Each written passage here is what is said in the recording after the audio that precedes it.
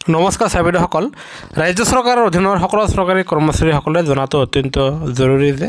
পেঞ্চনত সংশোধন কৰিবলৈ গৈ আছে হয় চাবিদসকল আৰু যি নতুন পেঞ্চন আপোনাৰ NPSৰ ঠাইত UPS কৰিবলৈ ওলাইছে সেই UPSৰ ইতিমধ্যে ড্ৰাফট বনোৱা সম্পূৰ্ণ হয় আৰু যাৰ ফলত UPSৰ অধীনত চৰকাৰী কৰ্মচাৰীসকলে তেখেতসকলে আপোনাৰ টকা উলিয়াব নোৱাৰিব আৰু তেখেতসকলে UPSৰ অধীনত 100% আপোনাৰ টকা ফাণ্ডত তেওঁলোকে বিনিয়োগ কৰিব লাগিব হয় চাবিদসকল আপোনালোকে জানে যে NPSৰ বিকল্প হিচাপে চৰকাৰে ইতিমধ্যে UPSৰ কথা ঘোষণা কৰিছে আৰু হেয়া আপোনালোকে অৱগত আৰু এই UPSৰ অধীনত চৰকাৰী কৰ্মচাৰীসকলক আপোনাৰ তেওঁলোকক এটা অপচন দিয়া হ'ব যে কৰ্মচাৰীসকলে NPSত থাকিব নে তেওঁলোকে UPSত থাকিব আৰু তেওঁলোকে এবাৰ তেওঁলোকে বিকল্প হিচাপে এই সুবিধা লাভ কৰিব আৰু যত আপোনাৰ NPSৰ অধীনত চৰকাৰী কৰ্মচাৰীসকলে অৱসৰ হ'লে তেখেতসকলে 60% টকা তেওঁলোকে উলিয়াব পাৰে আৰু বাকি 40% টকাৰে তেখেতসকলক পেঞ্চন দিয়া হয় আৰু যিহেতু NPSত আপোনালোকৰ পৰা 10% কাটে আৰু চৰকাৰে 14% অৰিহণা আগবঢ়ায় কিন্তু UPSত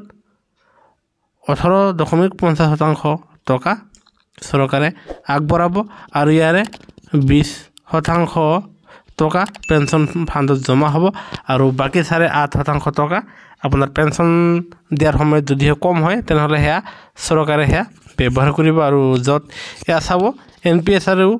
UPSত কৰ্মচাৰীজনৰ পৰা 10% কৰ্তন কৰি ৰখা হ'ব NPSত 14% টকা চৰকাৰে দি দিব আৰু UPSত 18.5% টকা চৰকাৰে আগবঢ়াব আৰু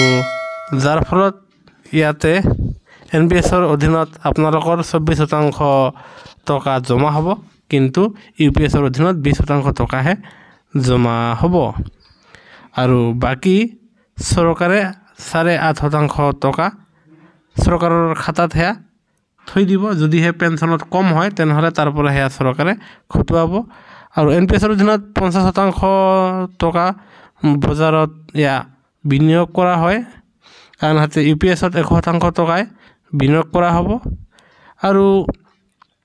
আপোনালোকে অৱসৰ গ্ৰহণ কৰাৰ সময়ত NPSৰ অধীনত 60% টকা উলিয়াব পাৰিব আৰু বাকি 40%ৰ পৰা ইয়া এনুইটি মানে পেঞ্চনৰ নামত হেয়া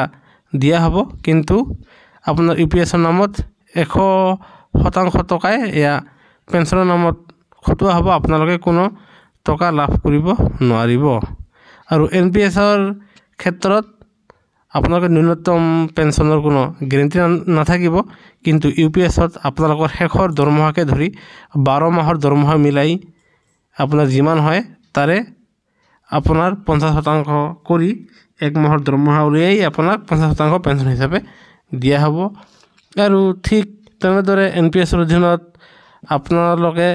চাকৰিৰ সময়ত 3 বাৰ আপোনালোকে 25% টকা উলিয়াব পাৰিব আৰু অৱসৰৰ পিছত 60% টকা লাভ কৰিব কিন্তু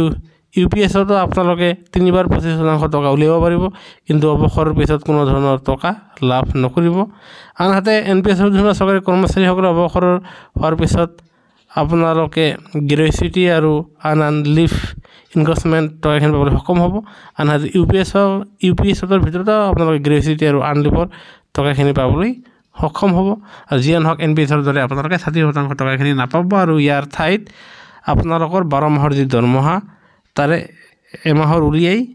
আপোনাৰ তাৰে 50% আপোনালোকক পেঞ্চন দিয়া ব্যৱস্থা কৰিব আৰু ইতিমধ্যে UPSৰ ড্ৰাফট প্ৰস্তুত হৈ আছে আৰু হেহে আশা কৰা গৈছে যে মাৰ্চ এপ্ৰিলৰ ভিতৰত আপোনালোকক NPS আৰু UPSৰ যিকোনো এটা বিকল্প বাছনি কৰিবলৈ ইয়াৰে জনাব হেহে গুৰুত্বপূৰ্ণ হেউতীয়া খবৰ আপোনালোকে পাবলৈ চেনেলটো নিশ্চয় লাইক কৰি সাবস্ক্ৰাইব কৰিবলৈ নাপাহৰিব ভিডিঅ' চাবলৈ ধন্যবাদ